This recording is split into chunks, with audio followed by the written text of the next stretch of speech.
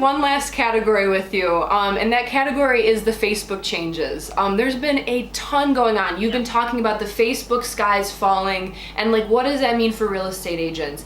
You have awesome content, guys.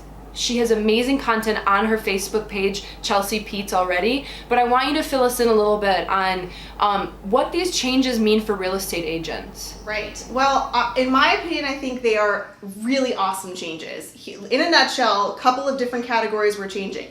We're talking about the social, the organic, the unpaid side, and then we're talking about the paid side, which is ads. So I'm going to cover both of those separately. The organic side, the real, the authentic side, our feeds, our friends and family, what they're doing is they really want people to spend, in their words, higher quality time, which means less articles, less stuff from businesses, more family and friends. And they're really going to be looking at comments. Comments are really important. It used to be shares, used to be kind of the number one. Now it's comments. So it's really about conversations and engaging, which is why you need to be intentional. You need to be creating custom lists. You need to be going out and spending 15 minutes in the morning, 15 minutes at night doing social prospecting. You need to be connected with your sphere, because if you don't have a sphere or database in real estate, you have nothing.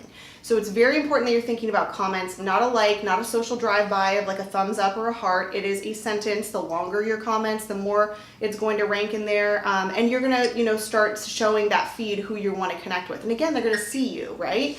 So that's the great consumer experience side. We all want that. Now, the marketing side, where marketers were like, oh my gosh, what are we going to do? It was really about the data breach and how much data is getting out, and are people using it unethically.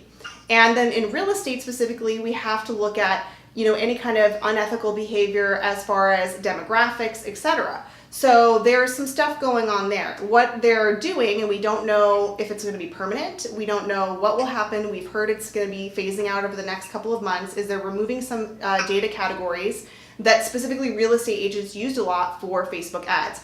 Income, homeowners, renters, things of that nature.